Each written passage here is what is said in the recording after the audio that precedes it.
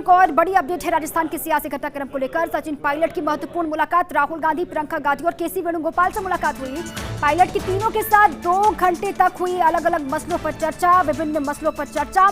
और जानकार सूत्रों के हवाले से खबर यह है कि बैठक में सचिन पायलट ने कुछ शर्तें रखी, कुछ मांगे रखी।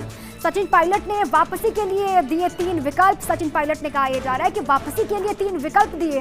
पायलट ने भविष्य में खुद को सीएम बनाने की घोषणा करने के लिए कहा, यह उनकी पहली मांग थी। इसके अलावा पायलट कैंप के 2 लोगों को उप मुख्यमंत्री बनाने की मांग भी कही गई। 2 विधायकों को उप मुख्यमंत्री बनाने की मांग भी की गई है। और लेकिन फिलहाल पायलट की रखी गई मांगों पर सहमति नहीं बनी है। ये 2 बहुत बड़ी मांगे हैं जो सचिन पायलट की तरफ से कहा यह जा रहा है कि मुलाकात के वक्त रखी गई। और राहुल गांधी द्वारा पायलट को दोनों पदों पर लौटने के लिए कहा गया। ये भी कहा जा रहा है कि अलकमान की तरफ से कहें या फिर राहुल गांधी की तरफ से कहा गया कि आप दोनों पदों पर वापस लौटिए, ये कहा गया है। अब 3 सदस्यीय कमेटी इस पर फैसला कोई लेगी। जो कमेटी गठित की गई है वो फैसला करेगी। मुलाकात के बाद राहुल और प्रियंका पहुंचे सोनिया से मिलने के लिए। अब सोनिया को एक रिपोर्ट कुल मिलाकर वो दिया जाएगा, किस तरीके से बातचीत हुई, क्या मांगे थी और क्या राहुल गांधी प्रियंका की तरफ से बातें रखी गई, उसको लेकर भी सोनिया को जानकारी दी जाएगी। और अब राहुल, सोनिया और प्रियंका के बीच मुलाकात हो रही है, ये भी बहुत दिलचस्प है। और दिल्ली ब्यूरो चीफ अदिति नागर हमारे साथ लगातार जुड़ी हुई है। अदिति, ये बहुत महत्वपूर्ण मांगे हैं जो सचिन पायलट की तरफ से रखी गई। पहले तो उन्होंने कहा कि भविष्य में या तो फिर सीएम के नाम को लेकर उनकी घोषणा कर दी जाए और उनके 2 जो विधायक है बागी उनको डेप्यूटी सीएम पद दिया जाए। लेकिन साफ तौर से अलकमान ने यह कह दिया है कि ये 2 मांगे मानी नहीं जाएंगी। अगर इसके इतर आप दोनों पदों पर वापस लौटते हैं तो आपका स्वागत है।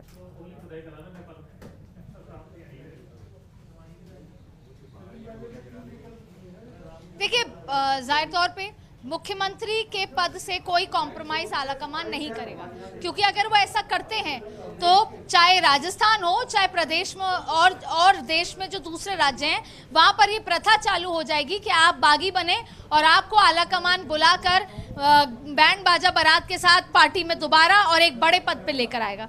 तो ये बात तो बिल्कुल ही नकार दी जाए कि किसी बड़ी शर्त से आएंगे। लेकिन हाँ, डिप्टी सीएम वो रह सकते हैं। मुझे ये भी अभी नहीं लगता कि पीसीसी चीफ वो दोबारा आएंगे। पीसीसी चीफ नहीं रहेंगे, क्योंकि अगर वो इन सब के बावजूद पीसीसी चीफ रहते हैं तो शायद इस तरह की मनमुटाव चीफ मिनिस्टर और पीसीसी चीफ के बीच में रहेंगे।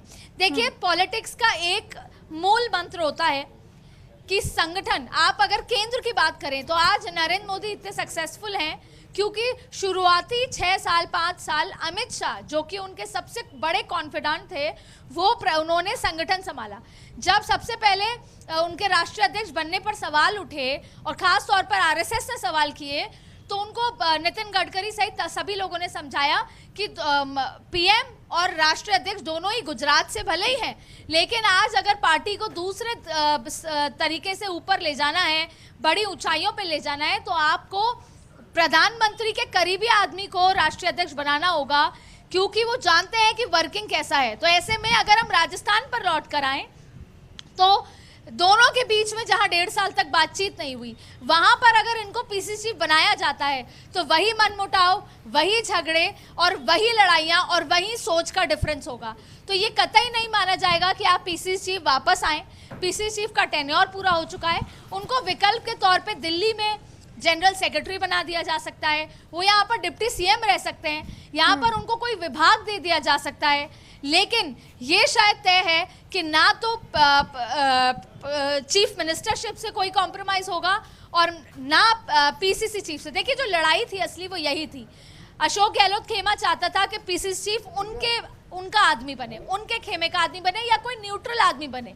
और वहीं सचिन पायलट खेमा ये चाहता था कि या तो वो कोई बड़ा होम या फाइनेंस जैसे मंत्रालय लेकर आए, उसमें आए, या फिर पीसीसी चीफ गहलोत पायलट साहब का कोई आदमी बने और पायलट साहब के समर्थक विधायकों को कोई बड़ा महकमा मिले। तो ये तमाम तरीके की जो जिसे बोलते हैं परम्यूटेशन कॉम्बिनेशन थे। लेकिन बॉटम लाइन ये तय है कि अगर वो डिप्टी सीएम बन के आना चाहते हैं तो आए। ये भी हो सकता है कि उनको कोई मंत्रालय मिल जाए, लेकिन उनको पीसीसी पद पे वापस अशोक गहलोत नहीं मानेंगे, क्योंकि अगर सरकार सत्ता में है किसी प्रदेश में पार्टी, तो उस पार्टी के लिए संगठन बहुत महत्वपूर्ण है। और संगठन और सरकार अगर मिलकर साथ नहीं चल सकते तो फिर प्रदेश में वो सरकार ढंग से नहीं चल सकती।